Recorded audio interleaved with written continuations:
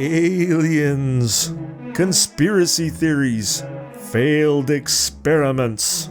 No one really knows what happened inside Area 51 decades after its construction. How much of what we know is real, and how much is just speculation?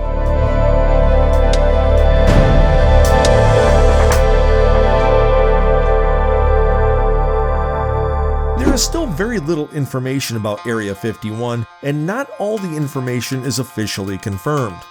What we do know is that Area 51 is a facility belonging to the United States Air Force. It's located in the Nevada Test and Training Range next to a large salt flat called Groom Lake. During the 19th century, the area was mined for lead and silver by Groom Lead Mines Limited, an English company that gave the area its name, Groom Range. In 1942, the Groom Lake Airfield was born as Indian Springs Air Force Auxiliary Field. In 1955, Area 51 was created. Its name? Related to the Atomic Energy Commission numbering grid. Area 51 was located just next to Area 15. In fact, its official name is Homey Airport or Groom Lake. Area 51 was used in a CIA document during the conflict in Vietnam. It's probably the mystery of this name that made its way into all the science fiction movies. How do we know that he's not just another crackpot? Because of where this particular crackpot works. Groom Lake, Area 51, where the military has conducted For the past 50 years, classified experiments involving extraterrestrial technology. But Area 51 wasn't built to experiment on aliens. CIA Director Allen Dulles established the base as a test facility for Project Aquatone. The CIA wanted to develop strategic reconnaissance aircraft. In short, spy planes. And they needed a secret place to experiment on a few models. Area 51 is 83 miles northwest of Las Vegas. It's surrounded by mountains. Aircraft designer Kelly Johnson described discovering Groom Lake as the place for the project. We flew over it, and within 30 seconds, we knew that was the place. It was right by a dry lake. Man alive, we looked at that lake, and we all looked at each other.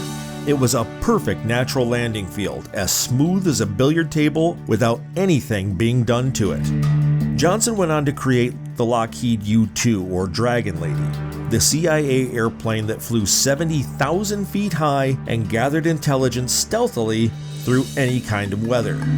Commercial planes fly at 31,000 to 42,000 feet. Imagine you were flying and saw another object, smaller, weirdly shaped, and flying much higher than you. That's right, it would be classified as an unidentified flying object. But just because it's unidentified doesn't mean it's from Mars. These first sightings of the unidentified Dragon Lady sparked people's curiosity and desire to be on TV. Soon people started reporting UFOs in Nevada every few years. There was even a conspiracy theory that Area 51 was built at a UFO crash site and the CIA were trying to reverse engineer alien technology. A CIA report that was declassified in 2013 states that the U-2 program was responsible for many UFO sightings. In 1959, Lockheed A-12 was built, the 12th model in the Archangel series.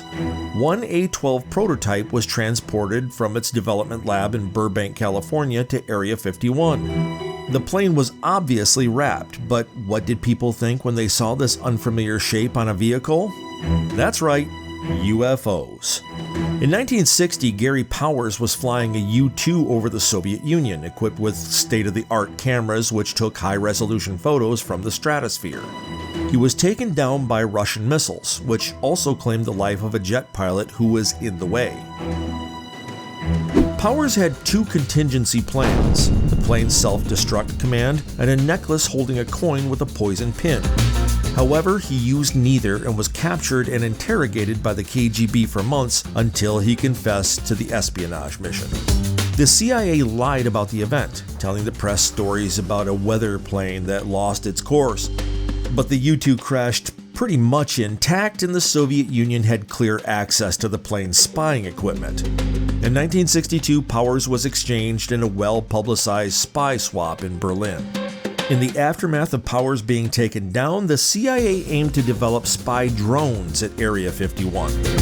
These were to be named D-21, and the first models were launched in 1964. By 2001, Area 51 drones were equipped not just with spying technology, but with bombs as well. These were among the stealth tech that led the raid against Bin Laden in 2011. But Area 51 wasn't just a source for UFO theories. It was also the starting point for many conspiracy theories about the American government. On July 20th, 1969, Neil Armstrong, Buzz Aldrin, and Michael Collins landed on the moon. Apart from training at NASA, the three astronauts trained for 3 days near Area 51 at the Mercury, Nevada test site.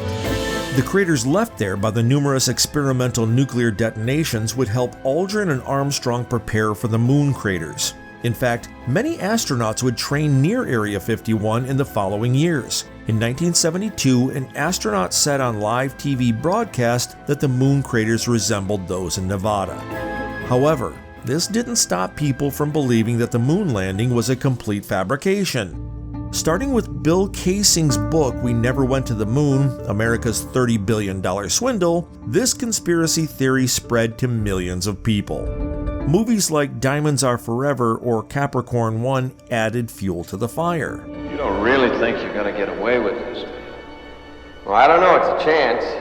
Maybe it's not a very good one, but it's a chance. It took 400,000 people to put Aldrin and Armstrong on the moon. It took only one author, Bill Kaysing, to spread the theory that it was all fake. Not even the 382 kilograms of moon rocks collected from the missions could change people's minds. The reality is, the internet has made it possible for people to say whatever the hell they like to a broader number of people than ever before. And the truth is, Americans love conspiracy theories. Every time something big happens, somebody has a counter-explanation. But just because the conspiracy theories are, well, conspiracies, doesn't mean that creepy stuff hasn't happened at Area 51, aside from the spy craft. Before Area 51 started its intelligence gathering projects, it was home to a nuclear testing ground. Its projects involved scientists loyal to Germany during World War II. Wernher von Braun, who used internment camp prisoner labor to develop his rockets during World War II, was called to Area 51 in the aftermath of World War II to help develop nuclear rockets. This was Operation Paperclip, which invited 190 scientists to design rockets for the U.S. Army. More creepy experiments followed. In 1957, the government conducted a test to see if the soldiers would panic during a nuclear bombardment. They placed men in trenches, some 1.5 miles from the bomb. Then they placed sedated pigs next to an explosion, to see what would happen to them afterward. Creepy enough? In 1965, a nuclear reactor was placed on a railroad car and drove to overheating, in a simulation to find out what would happen if it was close to a population center. Luckily, this time they didn't use any living creatures. The many experiments took their toll on the Area 51 workers. In 1994, 5 workers who had developed health issues, and 2 widows of ex-workers, sued the Air Force and the United States Environmental Protection Agency. Their claim? Area 51 was an environmental disaster, exposing its workers to unknown chemicals and burning these out in the open. Biochemists analyzed biopsies and found high levels of dioxin, dibenzofuran, and trichloroethylene. The workers had sustained skin, liver, and respiratory injuries during their work, some of them dying in the process. However, what this work consisted of remains classified. Actually, Area 51 itself wasn't officially recognized until August 2013 under the Freedom of Information Act. That's also when the signs against trespassing appeared around the area. In 2019, a ufologist Facebook event started as a prank and ended up rallying more than 2 million people. Storm Area 51, they can't stop all of us. The event was to take place on September 20th, and the goal was to break into Area 51 and see if there really are aliens inside. On the day, only 150 people turned up and none managed to enter the site.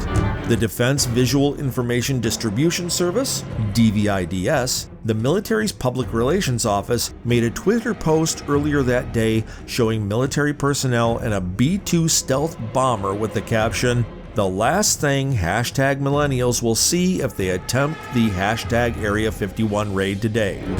The tweet was later deleted.